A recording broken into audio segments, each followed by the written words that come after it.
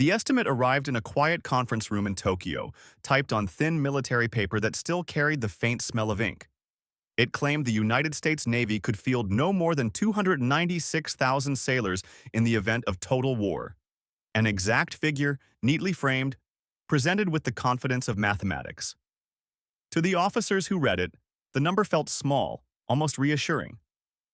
In a decade defined by rising steel fleets and quickening ambitions, it suggested that the Pacific might remain a contest of equals rather than a gamble against an empire of industry. From this single assumption, Japanese planners drew an entire constellation of conclusions. If American strength was limited to less than 300,000 men, then a campaign built on speed, surprise, and decisive blows could shatter the enemy's will before it ever had time to grow.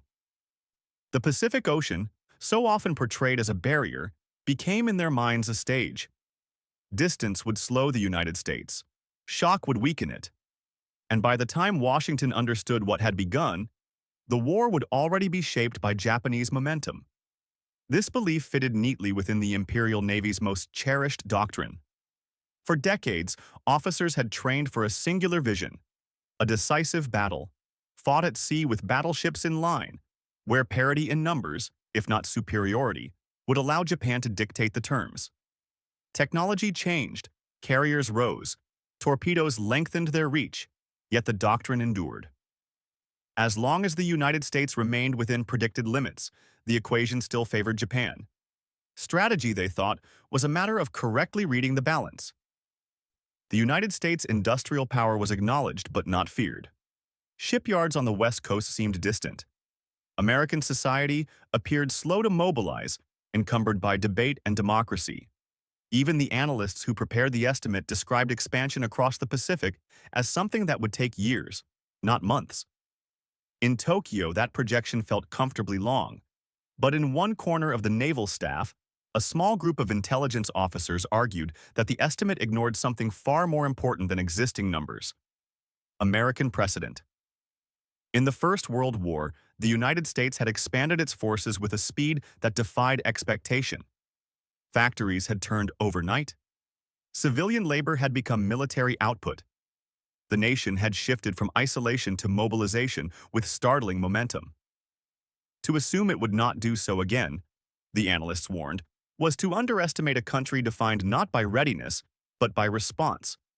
Their warnings were politely received and then quietly dismissed. Senior planners labeled them pessimistic, even defeatist.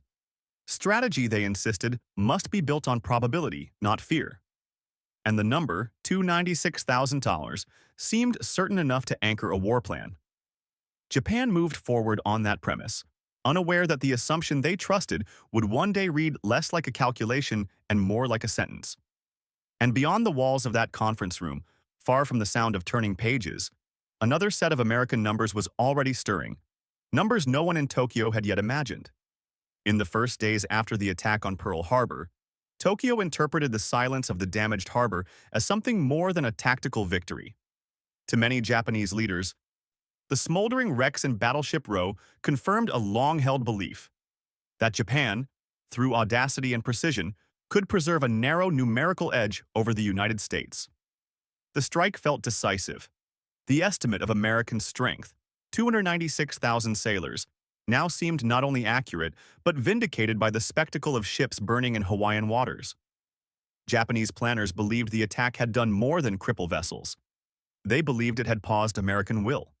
With 8 battleships damaged or sinking, and the Pacific Fleet seemingly trapped in uncertainty, they concluded that Washington would be forced to negotiate from a position of weakness.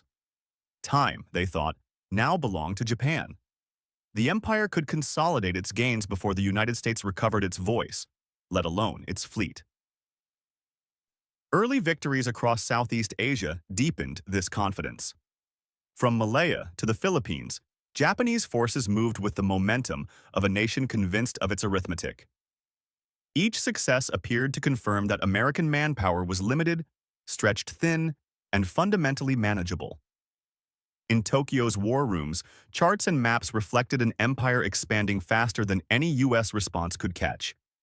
But while Tokyo celebrated its early triumphs, a quieter transformation had already begun across the American mainland. In states stretching from the deep South to the industrial Midwest, through Ohio's factories, Alabama's yards, and the shipbuilding corridors of California, mobilization stirred with a speed Japan could not see. It was not fanfare or speeches that marked the shift, but the sound of plants reopening, furnaces igniting, and workers returning under new orders printed overnight. Even as Japanese intelligence believed the United States remained fixed within pre-war limits, the U.S. Navy quietly launched recruitment campaigns on a scale unmatched in its history. Posters appeared in cities and towns, training stations expanded, and the numbers that Tokyo trusted began to drift out of relevance. Beneath the surface, an entire demographic was moving toward the sea. Factories that had once built refrigerators, rail cars, and automobiles shifted into wartime production with astonishing speed. The conversion was measured not in years, as Japanese planners had predicted, but in weeks. Assembly lines retooled before Tokyo even realized they had changed, and America's vast industrial reserve, dormant, underestimated, and largely invisible, began to awaken. Yet in Tokyo, the belief endured. The assumption that the United States was locked into the numbers of 1941 shaped every strategic conversation, every optimistic projection, every confident timetable. Japan looked across the Pacific and saw a nation stalled, still wounded, still counting the ships lost at Pearl Harbor. What they did not see was that those losses had already triggered an expansion whose scale would soon shatter every calculation they had trusted, and every plan built upon them. In the first months of 1942, American enlistment offices witnessed a movement unlike anything in the nation's history.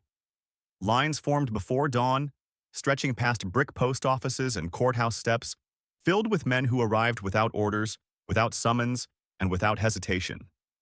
It was not a replacement effort, nor a gesture of recovery after Pearl Harbor. It was something far larger, an instinctive mobilization of a nation that had shifted overnight from shock to resolve. The United States did not simply refill the ranks shattered at Pearl Harbor. It constructed an entirely new oceanic workforce. Within weeks, thousands of civilians were transformed into deckhands, radio operators, machinists' mates, and gunners. The Navy, once a relatively compact professional service, began expanding into an institution that reflected the scale of the continent itself. The country was not replacing what had been lost. It was building what the war would soon demand. Many of the new recruits had come from places where the nearest ocean existed only on maps. Young men from inland farming towns, Nebraska, Kansas, Iowa, stood in line to take naval oaths despite never having smelled saltwater. Their knowledge of ships came from textbooks and grainy photographs, yet they carried a quiet determination born from the belief that the coastline was no longer a boundary but an obligation. Geography no longer dictated service. Necessity did. Across the Pacific, Japan remained convinced that American shipbuilding, even at its fastest pace, could not outrun the striking power of its naval aviation. Tokyo judged the United States by its pre-war numbers, by the quiet years when training grounds stood half-filled and recruitment offices rarely crowded. Japan believed it was fighting the same navy it had confronted on the morning of December 7th, limited, predictable, and fixed in size.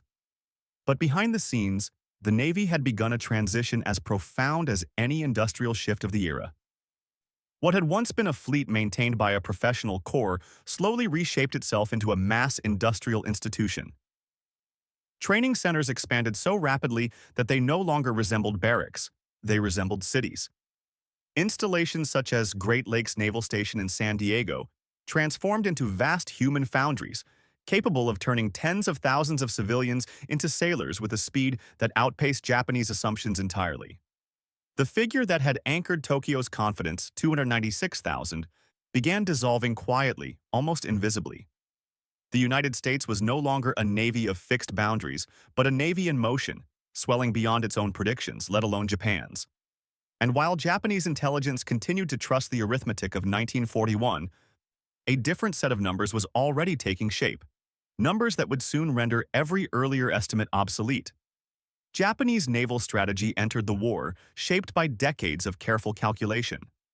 Admirals measured power not in abstractions but in tonnage, flight decks, and the number of sailors who could operate them with precision. Tables of battleship displacement and carrier capacity filled their planning rooms, each figure treated as a fixed pillar of reality. In this arithmetic, Japan believed it understood the Pacific, its distances, its constraints, and the limits of the nation it expected to face across it. Underlying these calculations was a belief about American governance itself. Japan's high command assumed that the democratic system, with its debates, committees, and competing voices, would blunt any rapid response. Mobilization, they reasoned, would drown in bureaucracy. Congress would argue. Governors would hesitate. Industrialists would negotiate. By the time America agreed on what to build and how many to train, Japan intended to have already determined the shape of the war. Within this framework, Tokyo's intelligence services repeated a single estimate with unwavering confidence. The United States Navy could not exceed 300,000 men. It was spoken in briefings, written into reports, and echoed in strategy sessions as if it were a natural law. Each time the estimate was repeated, it gained authority. Each time it appeared in print, it drifted further from scrutiny. What began as a cautious projection hardened into doctrine, unchallenged, unexamined, and ultimately untrue. Early victories only fortified this belief. The swift advances through Southeast Asia, the rapid collapse of Allied strongholds, and the impressive reach of Japan's carrier arm all seemed to validate the assumption. Officers concluded that Japan had seized the tempo of the conflict. The empire, they thought, could dictate when and where battles were fought.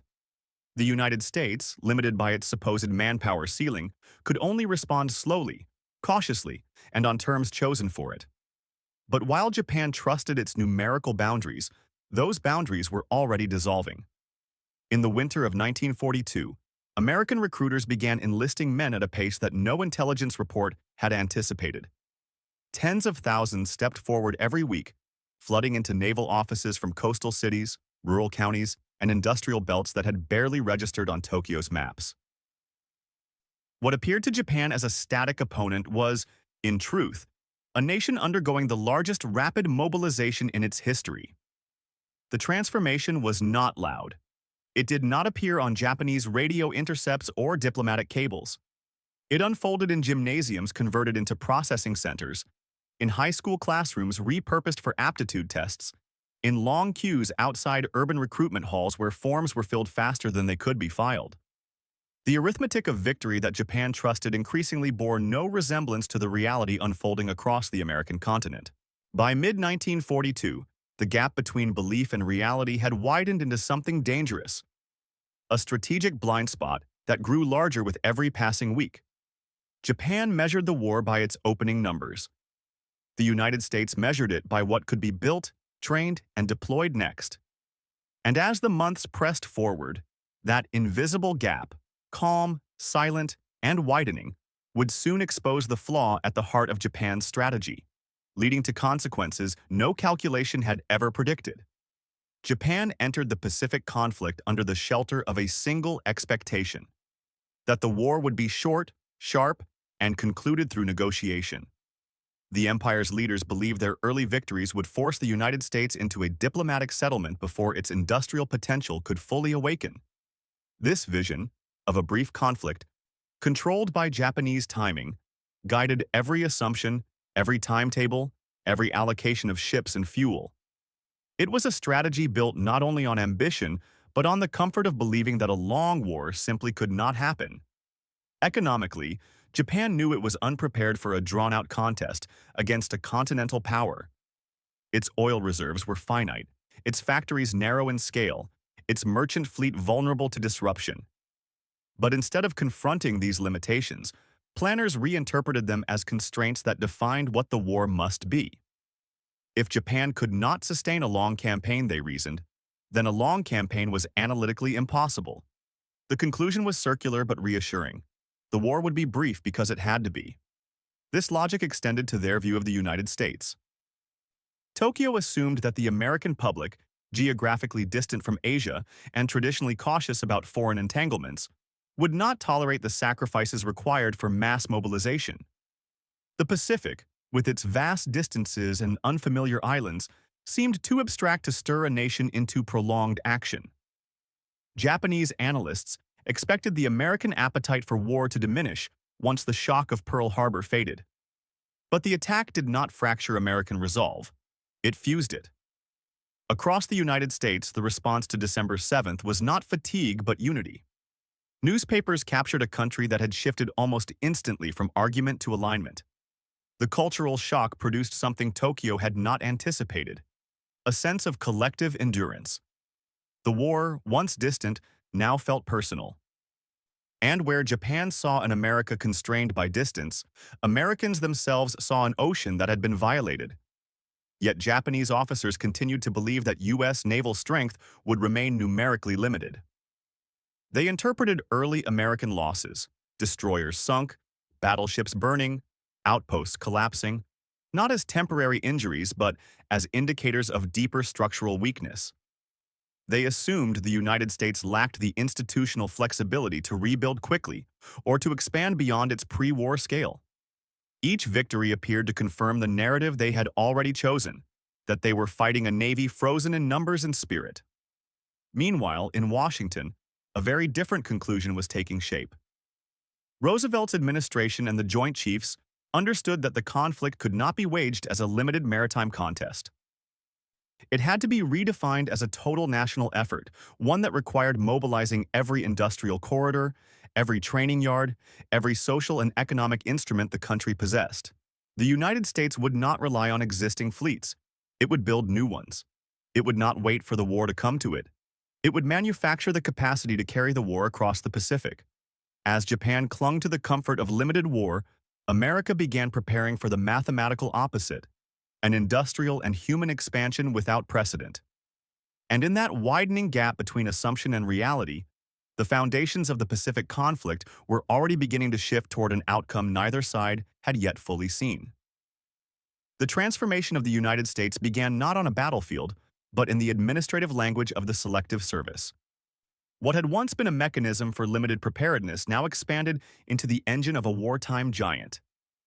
Through a system built on registration cards, medical examinations, and local boards that reached into every county, the nation converted its population from a pool of civilians into a reservoir of mobilizable strength. The shift was orderly, bureaucratic, and profoundly democratic, yet its scale made it one of the most powerful military accelerators in modern history. Recruitment drives quickly merged with the rising pulse of industrial expansion. Posters appeared in factory entrances, shipyard gates, and the crossroads of small towns, calling men not only to serve but to build. The United States created a dual workforce, one in uniform and one in overalls, moving in parallel toward a single purpose. In coastal cities, young sailors trained beside the same welders who were forging the ships they would one day sail. It was a synchronized mobilization, a human and industrial ascent happening in the same breath. The geography of the country changed to accommodate this surge. New bases rose on both coasts, often on land that weeks earlier had been empty fields or unused marshland. Training centers in Rhode Island, California, Illinois, and Florida absorbed thousands of recruits each month, pushing capacity to the limits of logistics. Barracks expanded into neighborhoods. Mess halls became arenas. Airstrips lengthened until they touched the horizon. The United States was not merely enlarging its forces, it was constructing the physical architecture of a wartime nation. By late 1942, manpower requests arrived so rapidly that they outpaced the ability of Japan's intelligence networks to track them.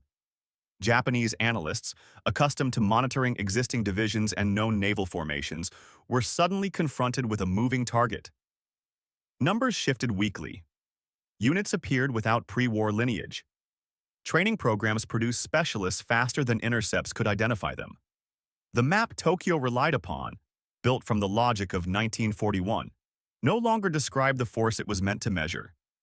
Yet Tokyo continued referencing its pre-war estimates with unwavering confidence, quoting them as though the world had remained still. Reports used the same figures, the same assumptions, the same language of limitation. Japanese decision-makers believed they were confronting an America bound by its past, not an America reinventing itself. The gap between their expectations and the reality across the Pacific grew wider with every new class of recruits sworn in at bases they did not know existed. Behind this divergence lay a simple demographic truth. The United States, with more than 130 million citizens, possessed a mathematical advantage that no earlier estimate had fully accounted for. Each policy, each industrial order, each training cycle tapped into that reservoir. It was slow at first, then steady, then unstoppable. The arithmetic of the war had changed. Only Japan failed to recalculate. The belief in a manageable opponent became an anchor, heavy and unseen, dragging Japanese strategy downward. And while Tokyo clung to its familiar numbers, the United States continued to expand toward figures that would soon erase every assumption that had shaped the opening year of the war. The expansion of the United States Navy did not begin with ships, or steel, or strategy. It began with the reimagining of a human institution. In early 1942, American boot camps, once designed to process a few thousand recruits at a time, found themselves absorbing tens of thousands every month. What had been modest training grounds were pushed beyond their original limits, then expanded again, and soon transformed into gateways through which an entire generation would pass. The Navy no longer trained sailors. It cultivated an oceanic army whose size would have been unimaginable only a year earlier. At the center of this transformation stood Great Lakes Naval Training Station. Before the war, it was already an important facility. By 1943, it had become the largest naval training center in the world, a small city devoted entirely to shaping men for the sea. Its parade grounds filled from dawn to dusk. Its classrooms ran in shifts that blurred the boundary between day and night. Thousands marched across its asphalt each morning, learning to turn as one, to work as one, to think not as individuals but as parts of a larger vessel. Great Lakes was not merely expanding, it was redefining what naval preparation meant in the industrial age. Every month, new specialized schools emerged to meet the demands of modern warfare. Radar, once a mystery confined to a handful of technicians, now required entire campuses of operators. Gunnery schools multiplied, teaching recruits the rhythm of loading, aiming, and firing weapons they had never imagined operating. Signalmen learned the precise language of flags and lights. Machinists were trained to navigate engine rooms that roared with heat and motion. The Navy built these programs not as elite enclaves but as production lines of competence, designed to scale with the vastness of the fleet under construction.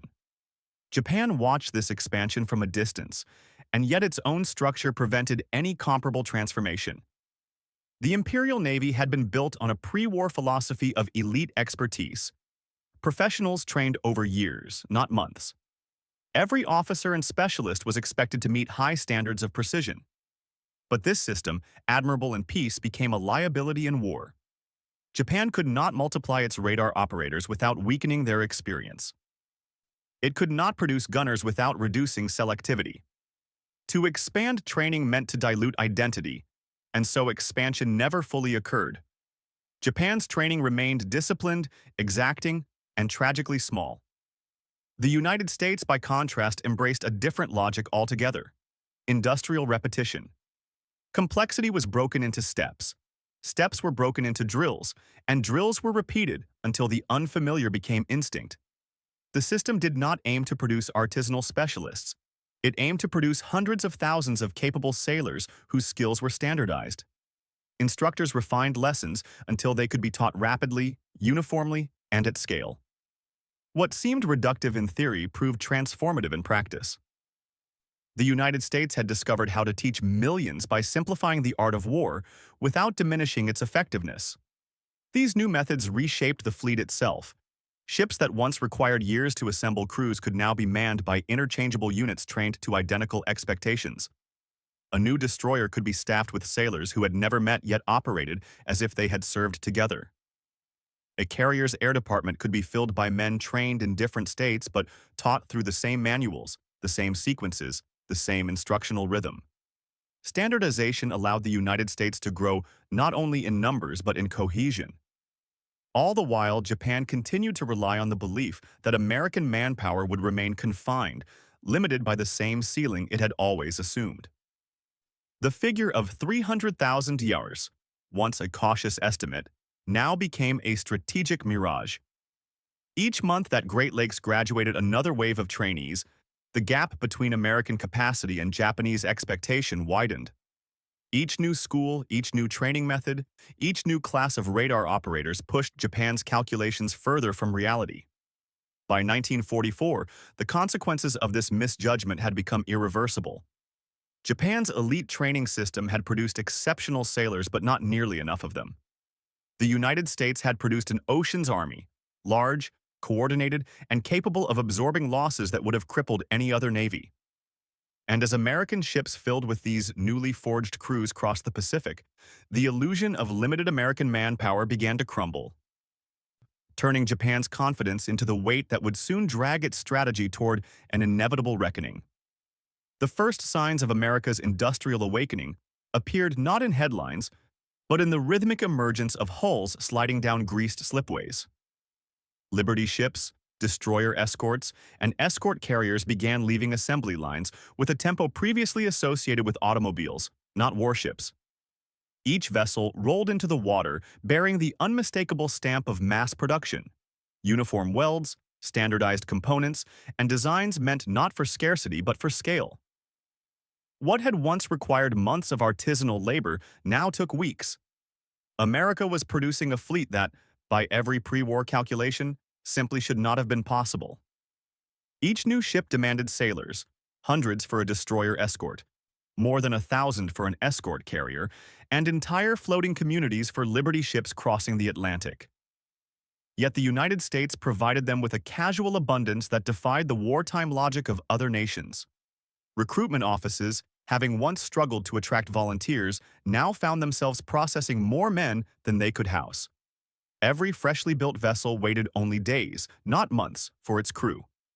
In an era defined by shortages, the United States had produced a surplus of sailors. The Navy soon encountered a dilemma no belligerent nation had ever faced: not too few men, but too many. Training centers expanded, then overflowed.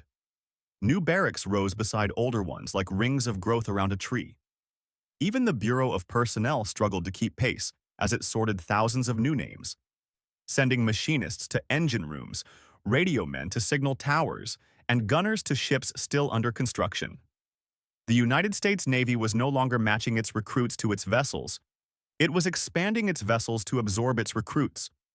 Across the Pacific, Japan continued to calculate force ratios based on a world that no longer existed. Admirals referenced early war estimates with the conviction of mathematicians reciting proven formulas. They compared carrier decks, battleship tonnage, and the number of trained crews, believing the balance still reflected the realities of 1941. Yet with every Liberty ship launched, every escort carrier commissioned, and every destroyer escort crewed, those ratios drifted further into irrelevance. Japan measured a frozen moment. America lived in motion. Bureau of Personnel reports from 1943 reveal the magnitude of the shift. Thousands of sailors arrived each day, processed through systems designed only months earlier for far smaller numbers. The administrative burden grew so rapidly that new departments were created simply to manage names, assignments, and transfers. It was a quiet revolution of paperwork and logistics, mundane in appearance, yet decisive in consequence. While Japanese strategy relied on the assumption of a static enemy, the United States was becoming an institution defined by acceleration. Wartime propaganda reinforced this momentum. Posters, newsreels, and radio broadcasts framed naval service as both duty and identity.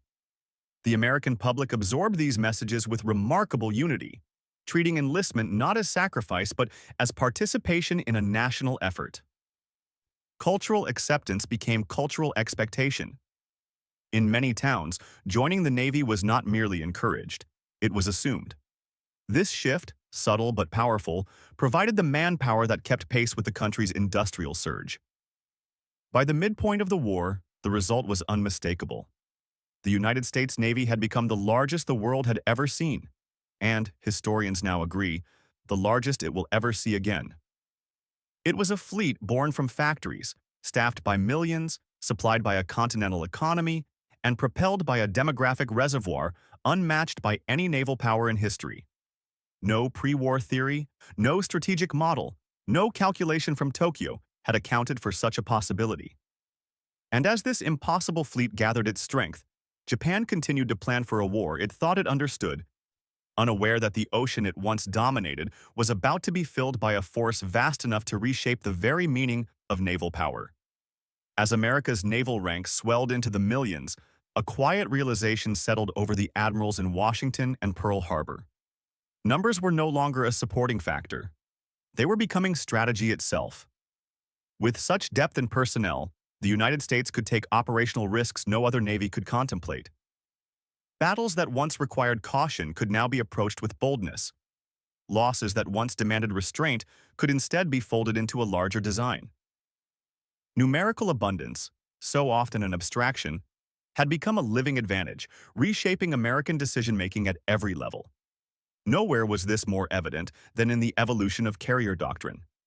Before the war, a single carrier task force was considered a powerful, fragile instrument.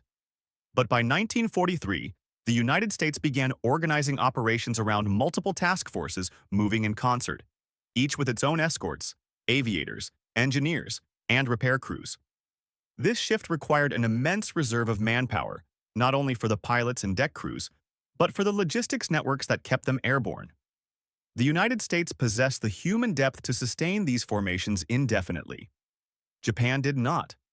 Each new task force launched into the Pacific was proof that American strategy had escaped the constraints that bound its opponent.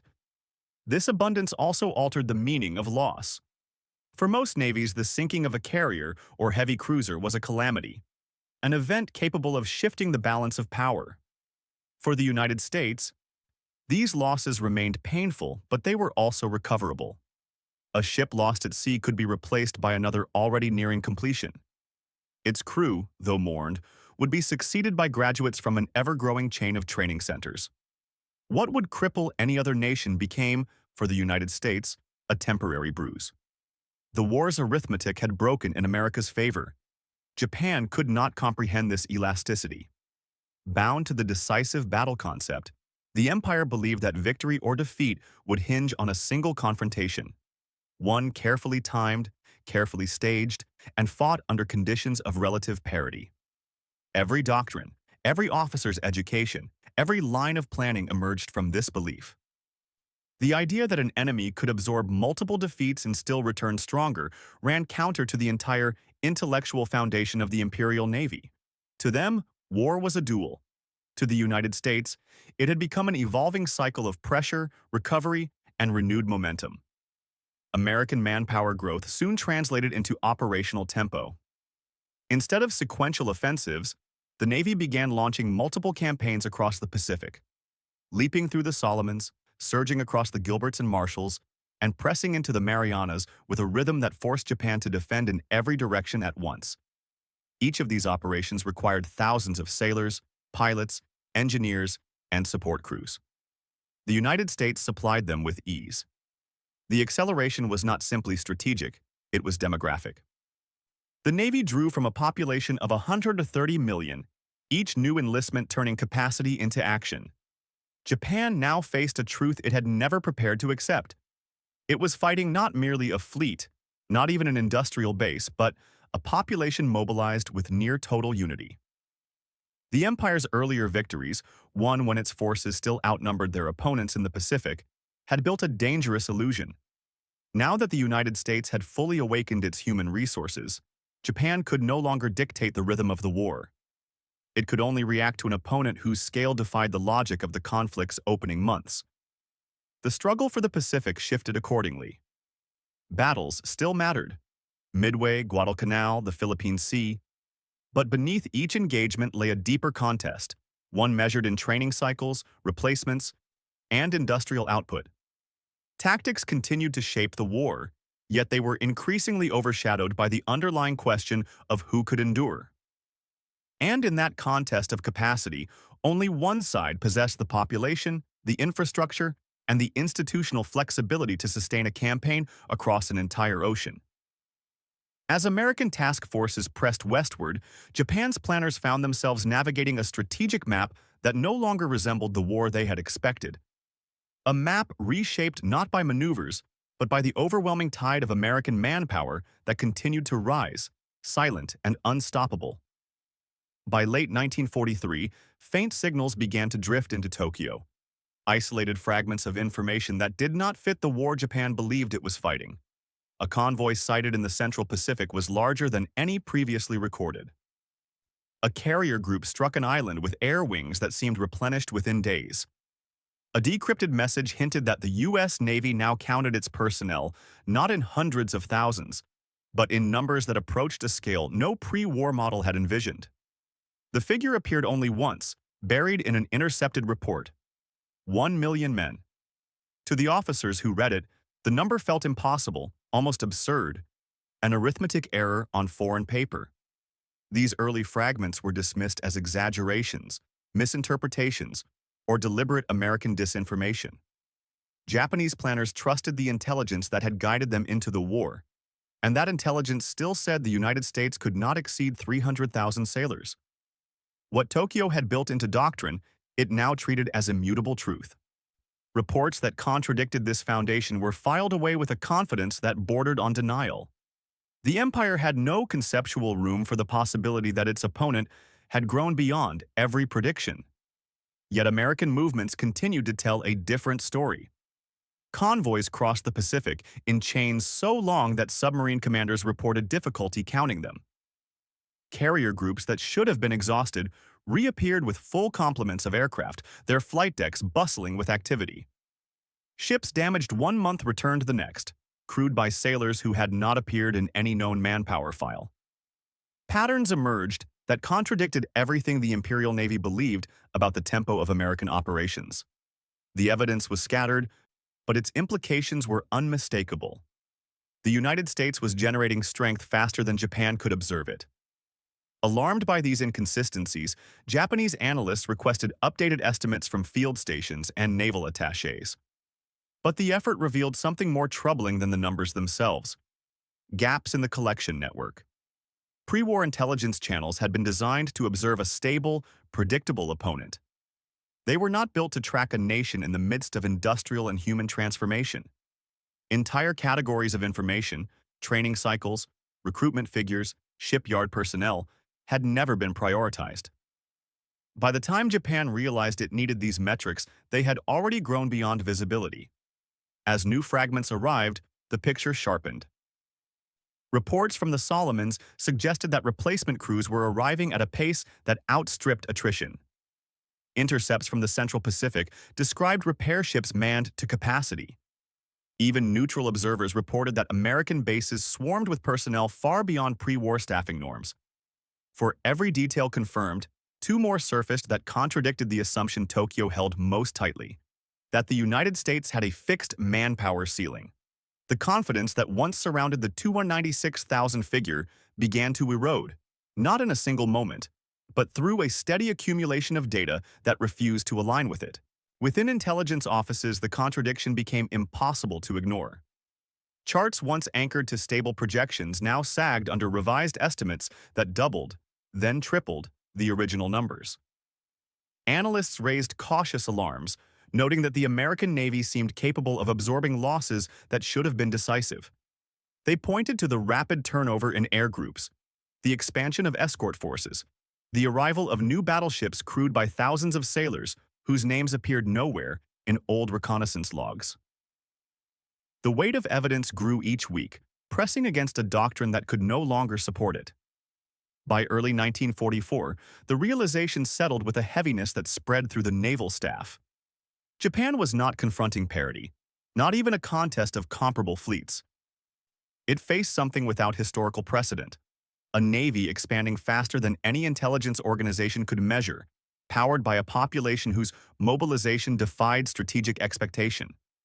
The miscalculation that had shaped Japan's war plan was now laid bare. The enemy they had believed limited was, in reality, only at the beginning of its ascent. And as Tokyo struggled to reconcile old assumptions with new realities, the advantage Japan once believed it possessed began to dissolve, revealing a war no longer governed by the balance hoped for in 1941, but by the overwhelming scale that now drove the conflict forward. The first hints arrived not as shouts, but as murmurs passed between forward observers stationed across the Central Pacific. Through binoculars clouded by salt spray and heat shimmer, Japanese lookouts counted American ships, carriers, cruisers, destroyers, oilers, stretching farther across the horizon than expected. What they saw did not match any pre-war estimate, nor any projection drafted in the confident months after Pearl Harbor. Each new task group appeared larger than the one before it, as if the ocean itself were yielding a fleet that should not exist. The observers recorded what they witnessed, but privately wondered whether their own eyes had been misled by distance and glare. Yet as the American advance pressed deeper into the Central Pacific, the pattern became impossible to ignore. Task groups appeared with an almost rhythmic certainty, each anchored by carriers that seemed to multiply with every operation. Under Japan's earlier assumptions, such formations were a logistical impossibility. No fleet could sustain this tempo, replenish this quickly, or operate with such overlapping strength. But the United States did. Where Japan expected fatigue, it saw renewal. Where it expected scarcity, it saw abundance. The gap between expectation and reality began to widen into something unmistakable. In rear area intelligence centers, analysts, long accustomed to receiving fragments that fit neatly into established frameworks, found themselves facing data that did not align with any existing charts. Reports from the Gilberts, the Marshalls, and the Marianas pointed toward a single, unsettling conclusion. The U.S. Navy no longer numbered in the hundreds of thousands. It had grown into something far larger, rising deep into the seven figures. The estimate, once theoretical, had become unavoidable. The United States had created a naval workforce so vast that even the most conservative calculations could no longer deny it. Shock, when it arrived in Tokyo, did not sound like alarm bells. It moved quietly, through briefings delivered in steady voices, through memos written with deliberate restraint, through officers shifting uncomfortably in their seats as numbers replaced assumptions. They had not misread a battle or underestimated a ship class. They had misjudged the scale of an entire nation. What stood before them was not merely a fleet, but an industrial phenomenon, a workforce capable of sustaining the advance indefinitely. For the first time, planners confronted the magnitude of their strategic miscalculation. As the realization spread, Tokyo began recalculating the war's timelines. Every delay, every lost month, every postponed operation widened the imbalance. Japan had entered the war believing time favored the empire, that early victories would compress American options. Now time had become the enemy. With each passing season, American strength multiplied, while Japan's resources contracted. It was not the clash of fleets that frightened planners now, but the march of arithmetic. Numbers had become a tide more relentless than any amphibious assault. The scale of American logistics became visible in every island landing. Behind each beachhead lay rows of support ships, hospital vessels, cargo carriers, repair tenders, ammunition ships, each staffed by crews numbering in the hundreds or thousands. What Japan had once dismissed as auxiliary elements now appeared as the backbone of an expanding empire at sea. These logistical tales represented tens of thousands of sailors working in concert, enabling operations so large that they altered the strategic geography of the Pacific. Japan had prepared to fight a navy. It now faced a system. As more islands fell and American operations overlapped with increasing frequency, the nature of the conflict changed. Japan no longer viewed the war as a contest of courage or tactical excellence. It saw, with growing clarity, that the balance had shifted into a realm where bravery could not compensate for disparity. The enemy's strength had become mathematical, measured in divisions of supply ships, waves of replacement crews, and the sheer number of hands capable of keeping a global fleet in motion. In the end, the moment of recognition did not come from a single battle or a dramatic intelligence breakthrough. It came from a slow accumulation of undeniable truths, each one eroding the narrative Japan had built around its early victories. The war was no longer slipping away because of tactical defeats. It was slipping into a domain where the outcome had already been defined by scale. And as observers continued counting American ships spreading across the horizon, they realized they were not counting vessels. They were counting the measure of a nation whose strength had finally come into full view. When the war finally reached its closing months, a single figure emerged from American personnel records, precise, typed, and almost unfathomable. The United States Navy, by the end of the conflict, had fielded 2,034,343 men.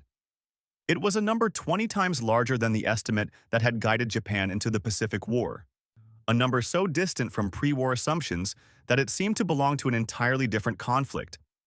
For years, Tokyo had planned against an opponent it believed limited by nature. Now the truth arrived with the weight of an ocean behind it. The revelation moved slowly through the remnants of Japan's command structure, passing across desks, whispered between officers who no longer had fleets large enough to mask their expressions. It was not shouted, nor formally announced. It settled like a quiet, devastating admission. The empire had gone to war expecting to face a navy measured in hundreds of thousands. Instead, it had confronted a force measured in millions, an oceanic workforce supported by a continental society. The shock was not theatrical. It was internal, the kind that changes posture, breath, and outlook without a single outward gesture. With that one statistic, every assumption of the early war years collapsed. The calculations that had shaped Japan's construction programs, its operational schedules, and its hopes for a decisive fleet engagement dissolved under a scale no admiral had imagined. Shipbuilding rates that once seemed impressive now appeared fragile. Battle plans prepared with care now looked anchored to illusions. Even the victories of the opening months, achieved with skill and daring, seemed to belong to a world that had slipped irretrievably out of reach. In that moment of clarity, Japan understood something it had long resisted. Industrial warfare does not yield to brilliance alone. Tactics, courage, and training shape battles, but the war itself is shaped by the capacity to endure, to replace, to expand. The United States had not been faster, nor necessarily wiser, but it had been larger, vast enough to absorb losses without slowing, strong enough to multiply forces at a rate that made Japanese planning irrelevant. The scales of war had shifted from the tactical to the mathematical, and the mathematics were merciless. The decisive battle that the Imperial Navy had prepared for across generations never came. Not because the United States avoided it, but because the war no longer required it. With 2 million men at sea, the American fleet could advance along multiple lines, overwhelming every defensive perimeter with a logistical certainty no tactical brilliance could counter. Japan had trained for a single, towering moment of confrontation. The United States had built a war in which such a moment was unnecessary. As the truth settled in Tokyo, the empire confronted a bitter paradox. It had not been defeated by an adversary whose skill exceeded its own. It had been defeated by an opponent who mobilized an entire society, factories, farms, cities, and people, into a force whose very existence transformed the war. The struggle for mastery of the Pacific had never been confined to islands and sea lanes. It had been fought in classrooms where recruits signed enlistment papers, in factories where ships took shape between shifts, in shipyards where crews boarded vessels before the paint had fully dried. The final realization, spoken quietly among those who had once believed in parity, was almost philosophical. Victory and defeat had not been determined solely by who fought better. They had been determined by who could continue fighting. The United States had built a navy so large, so deep in manpower, that the war's outcome was sealed long before the final battles were fought. And so, the strategic climax of the Pacific War did not arrive as a clash of fleets beneath rising sun and tracer fire. It arrived as a statistic, stark, undeniable, and decisive. 2 million men at sea, representing a nation whose mobilization had reshaped the world, and whose scale had rendered every early calculation obsolete. In the quiet years after the war, long after the fleets had rusted into memory and the Pacific had returned to its natural silence, analysts began tracing the origins of the number that had shaped an empire's destiny. The figure, 296,000 American sailors, appeared repeatedly in pre-war Japanese documents, a constant reference point in strategy papers, naval briefings, and intelligence assessments. Yet when historians followed its trail, they discovered not a moment of calculation, but a gradual absorption of assumption. The number had become doctrine not because it was correct, but because it was familiar. Researchers found that the estimate rested upon a deeper belief about democracy itself. Japanese analysts assumed that a nation governed by public debate, electoral pressures, and dispersed authority would be slow to act in crisis. Mobilization, they believed, would be hindered by argument. Expansion would be delayed by procedure. This cultural interpretation quietly informed the way the number was used. The figure was not only a prediction of American manpower, it was a reflection of what Japan expected a democracy to be incapable of doing. The assumption was comfortable, and because it was comfortable, it endured. Japan's failure, historians later concluded, was not a product of ignorance but of overconfidence in its own strategic worldview. The Imperial Navy had built a doctrine around decisive battle, elite training, and carefully calibrated force ratios. Every lesson drawn from its pre-war exercises reinforced these ideas. Thus, when intelligence estimates aligned with established belief, they were embraced without challenge. What did not align was set aside. The system did not suppress dissent. It simply absorbed it into a larger narrative of perceived inevitability. Strategy became an echo chamber, and the 296,000 estimate became its most dangerous refrain. American mobilization shattered that worldview, not through surprise, but through scale. The United States demonstrated that cultural assumptions can be as perilous as tactical misjudgments. Democracy, far from being a constraint, became an engine of mobilization, marrying industrial power to public will. Factories expanded overnight. Recruitment soared without coercion. Civilian participation became a measure of unity rather than vulnerability. The war revealed that projecting cultural limits onto an adversary can blind planners to the capacities that lie beyond familiarity. In this way, the Pacific War became a case study in the mathematics of industrial conflict. Battles still mattered. Midway, Leyte Gulf, the Philippine Sea. But beneath them ran a deeper current driven by production schedules, training cycles, and national resilience. Historians came to see the war not only as a contest of ships and strategy, but as a demonstration of how numbers, when backed by industrial organization, can overshadow tactical brilliance. Japan fought with skill, discipline, and extraordinary courage. But it fought narrowly, preparing for an opponent limited by the parameters it had imagined rather than the one it ultimately faced. And so the story returned to the number at the war's foundation. A single estimate, repeated until beyond question, guided a series of decisions that shaped the empire's fate. It was not a malicious error, nor an act of negligence. It was a reminder of how easy it is for confidence to harden into certainty, and for certainty to become a barrier to seeing what lies ahead. Japan believed the war was winnable because the number suggested it could be. When the number collapsed, so did the premise of victory. In the quiet reckoning that followed the war, analysts noted that the most decisive factor had been neither weapon nor tactic, but a simple miscalculation, one that revealed how an empire, convinced of its own logic, could chart a path guided by a statistic that reality would never honor. The United States Navy that emerged from the Second World War did not simply return home. It reshaped the entire maritime order that followed. Its fleets, once assembled to cross the Pacific in waves, became the foundation of a post-war world built on sea lanes, security guarantees, and a level of global reach unprecedented in naval history. The 2 million sailor force that had won the Pacific did not dissolve into the past. It carried its momentum into a new era, where American presence on the world's oceans would define diplomacy as much as deterrence. Across the country, millions of veterans returned with skills forged in the disciplined environment of wartime service. They brought with them experience in logistics, leadership, and coordination on a scale no civilian institution had ever required. The Navy had trained them to navigate complexity, to manage responsibility, and to work within vast systems that depended on accuracy and trust. These qualities seeped into American society, into industry, public service, and the growing architecture of the post-war world.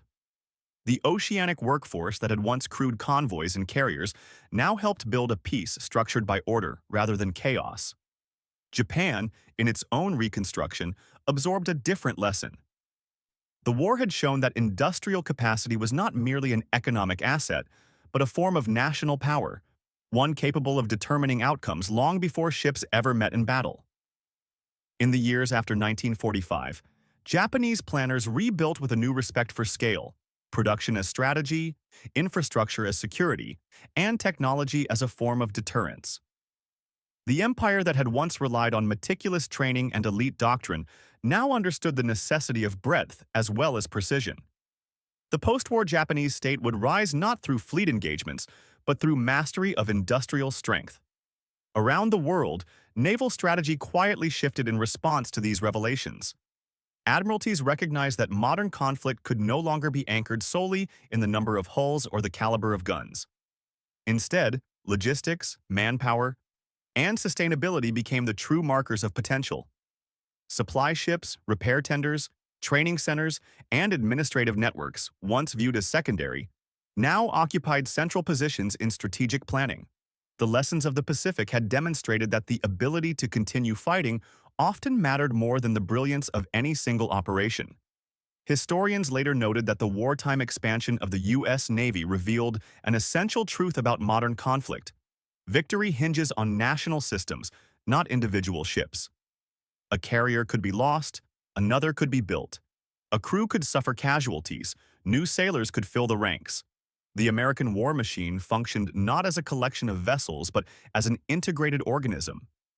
Its strength came from resilience, redundancy, and the ability to regenerate faster than an opponent could destroy. This understanding would shape navies for generations. For the Allies, the triumph in the Pacific became inseparable from the scale of naval manpower that had supported it. Amphibious landings, carrier strikes, and island campaigns depended on a framework built by millions. Supply chains stretching across oceans, convoys revolving in constant motion, and a fleet so large that it could project power in multiple directions without exhaustion. The victory was not only tactical or technological, it was demographic and industrial, carried forward by the hands and labor of an unprecedented number of sailors. In the end, the figure of 2 million sailors became more than a statistic.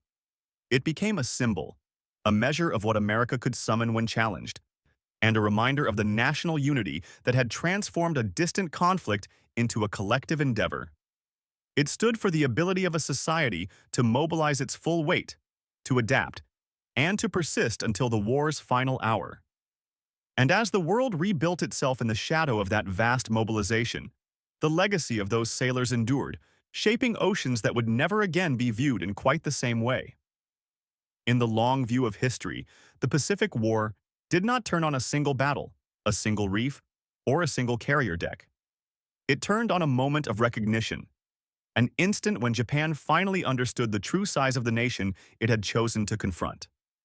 For years, the empire had measured American strength through the narrow lens of pre-war estimates, believing it faced a navy confined by a ceiling of 296,000 sailors. But as the conflict unfolded, and as the United States revealed a force 20 times larger, the war's momentum shifted from contested struggle to inevitable outcome. Strategy had collided with reality, and reality proved vast. The miscalculation became more than a historical footnote. It became a lesson repeated across generations.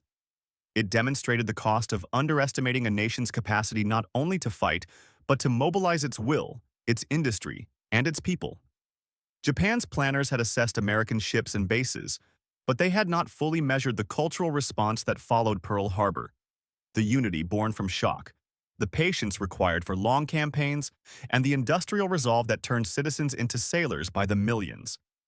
The war revealed that a country's strength is often invisible until it is summoned. As scholars examined the conflict in the decades that followed, the Pacific War emerged as a reminder that military contests are shaped as much by systems as by strategies. The transformation of the U.S. Navy into a mass industrial institution, one capable of training, supplying, and deploying over 2 million personnel, remains one of the largest organizational feats in human history.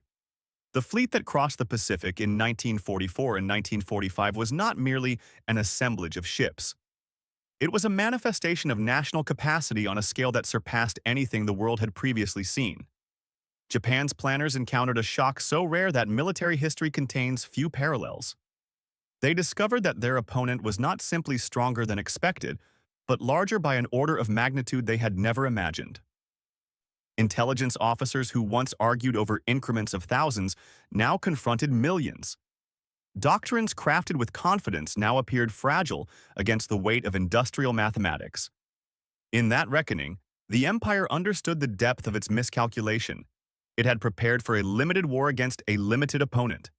It had faced neither. The war ended in August 1945 with formal surrender. But the deeper conclusion arrived earlier, known quietly in planning rooms long before diplomats put ink to paper. Victory and defeat had emerged not solely from tactics or courage, but from a profound strategic truth. A nation's potential, its ability to expand, to adapt, to mobilize, is often more decisive than any single operation. Japan had aimed to win quickly, before American strength could awaken. But once awakened, that strength reshaped the entire conflict. And so the story closes where it began, with a number. Japan estimated 296,000. When the war ended, they counted 2,034,343. In that numerical gulf lay the fate of campaigns, the loss of momentum, and the recognition that the Pacific War had slipped beyond tactical contest into the domain of sheer capacity. In that moment of understanding, long before the surrender ceremony, they knew they had already lost.